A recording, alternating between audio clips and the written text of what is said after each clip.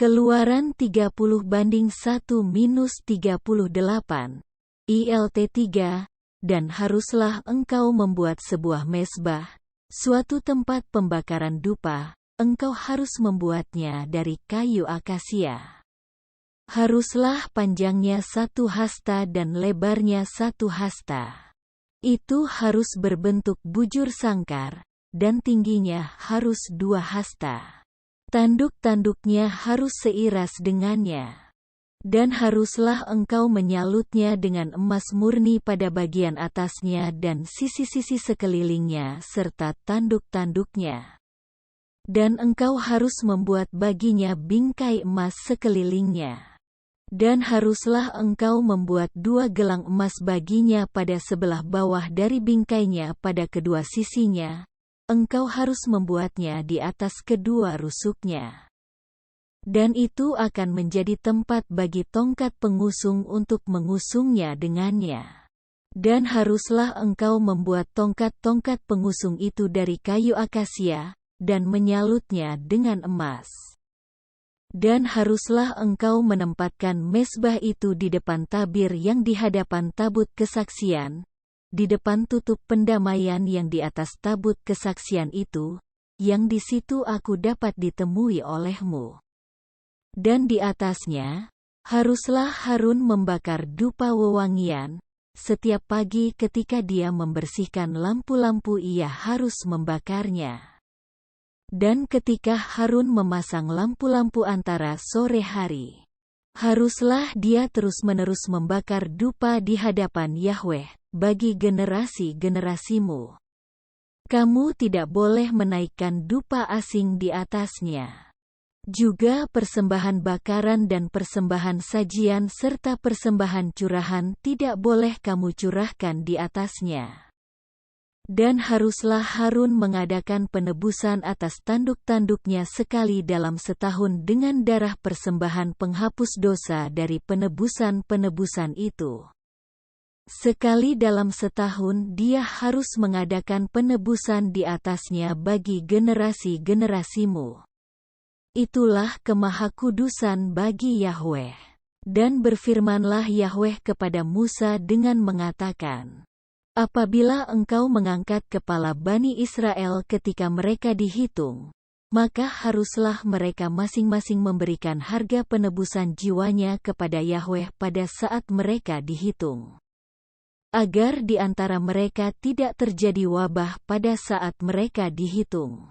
Inilah yang harus mereka berikan, setiap orang yang terdaftar ketika mereka dikumpulkan, setengah sikal, menurut sikal kekudusan. Sikal ini 20 gera beratnya, setengah sikal sebagai persembahan hunjukan kepada Yahweh.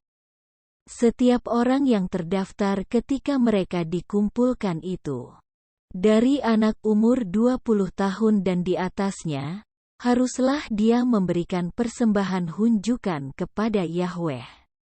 Orang yang kaya tidak boleh memberi lebih banyak, dan orang yang miskin tidak boleh memberi kurang dari setengah sikal, untuk memberikan persembahan hunjukan kepada Yahweh, untuk mengadakan pendamaian atas jiwa-jiwamu. Dan haruslah engkau memungut uang pendamaian itu dari Bani Israel, dan engkau harus memberikan itu untuk pelayanan kemah pertemuan. Dan haruslah hal itu menjadi tanda pengingat bagi Bani Israel di hadapan Yahweh untuk mengadakan pendamaian bagi jiwa-jiwamu. Dan berfirmanlah Yahweh kepada Musa dengan mengatakan, dan haruslah engkau membuat sebuah bejana tembaga dan alas tumpuannya dari tembaga untuk membasuh, dan engkau harus menempatkannya di antara kemah pertemuan dengan mezbah itu. Dan mengisinya dengan air di situ. Dan haruslah Harun dan anak-anaknya membasuh tangan dan kaki mereka dari air itu. Apabila mereka masuk ke dalam kemah pertemuan, haruslah mereka berbasuh air agar mereka tidak mati, atau ketika mereka datang mendekat ke mezbah itu untuk melayani untuk membakar persembahan-persembahan api-apian bagi Yahweh. Dan haruslah mereka membasuh tangan dan kaki mereka agar tidak mati, dan haruslah itu menjadi ketetapan selamanya bagi mereka, bagi dia dan bagi keturunannya, bagi generasi-generasi mereka. Dan berfirmanlah Yahweh kepada Musa dengan mengatakan, dan haruslah engkau mengambil bagimu sendiri rempah-rempah terbaik, 500 sikal mur murni, dan kayu manis. Balsam setengah dari itu, 250 sikal, dan batangan kayu balsam 250 sikal, dan kayu teja 500 sikal, menurut sikal kekudusan, dan 1 hin minyak zaitun. Dan haruslah engkau membuat itu suatu minyak urapan kudus, suatu campuran rempah-rempah, suatu karya seorang peramu. Itulah minyak urapan kudus. Dan dengan minyak itu haruslah engkau mengurapi kemah pertemuan dan tabut kesaksian, dan meja dan seluruh perkakasnya, dan kaki pelita dan perkakas-perkakasnya, dan mezbah dupa, dan mezbah persembahan bakaran dan seluruh perkakasnya, dan bejana dan alas tumpuannya. Dan haruslah engkau menguduskan semuanya itu, sehingga semua itu menjadi maha kudus.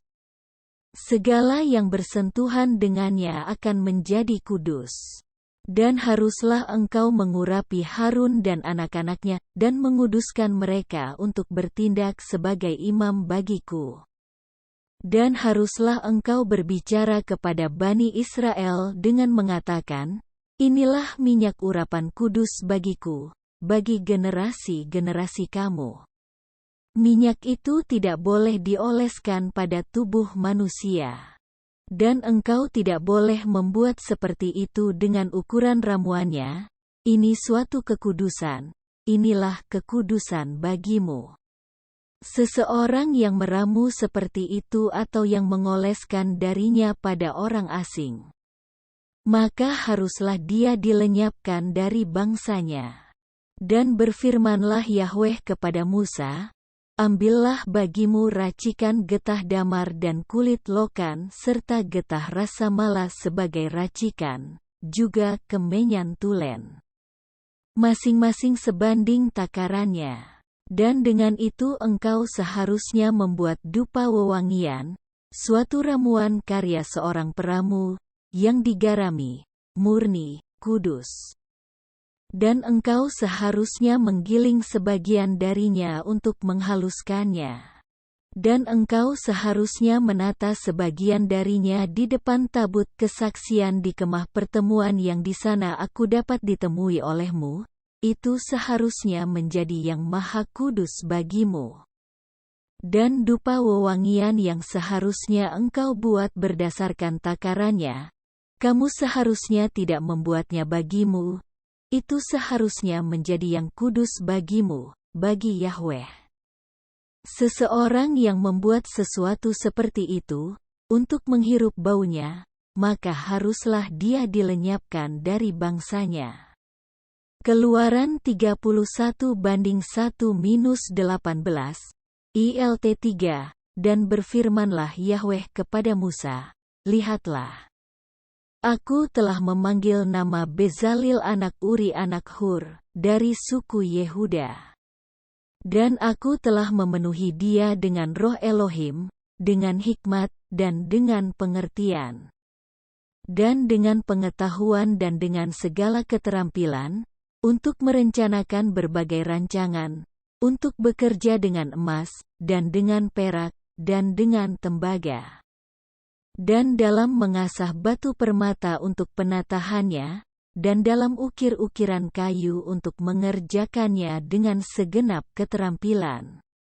Juga aku, lihatlah, aku telah menyandingkan dengannya Aholiab anak Ahisamah, dari suku dan, bahkan ke dalam hati setiap orang yang berhikmat hatinya, aku telah mengaruniakan hikmat. Dan mereka akan melakukan segala yang telah aku perintahkan kepadamu, yaitu kemah pertemuan dan tabut kesaksian, dan tutup pendamaian yang ada di atasnya, dan segala perkakas kemah itu. Dan meja dan perkakas-perkakasnya, dan kaki pelita emas dan segala perkakasnya, dan mesbah dupa, dan mesbah persembahan bakaran dan seluruh perkakasnya, dan bejana dan alas tumpuannya.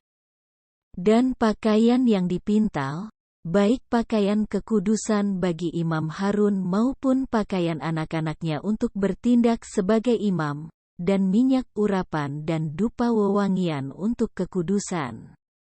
Sebagaimana semua yang telah aku perintahkan kepadamu, haruslah mereka buat.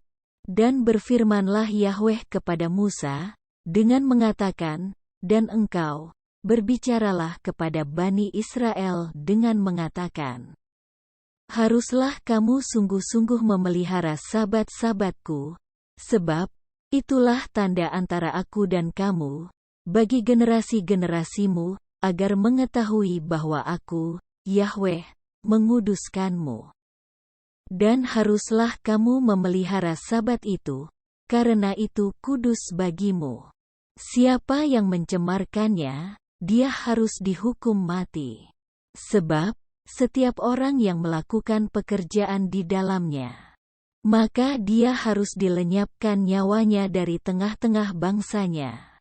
6 hari lamanya pekerjaan boleh dilakukan, tetapi pada hari yang ketujuh, yaitu Sabat, adalah perhentian kudus bagi Yahweh.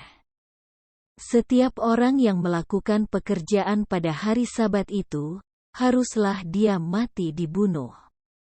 Dan haruslah Bani Israel memelihara Sabat untuk melaksanakan Sabat itu bagi generasi-generasi mereka. Suatu perjanjian untuk selamanya. Inilah suatu tanda untuk selamanya antara aku dan Bani Israel, sebab 6 hari lamanya Yahweh menjadikan langit dan bumi.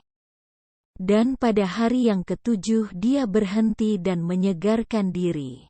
Dan dia memberikan kepada Musa, setelah dia berhenti berbicara kepadanya di Gunung Sinai, kedua loh kesaksian. Loh-loh batu yang ditulis dengan jari Elohim.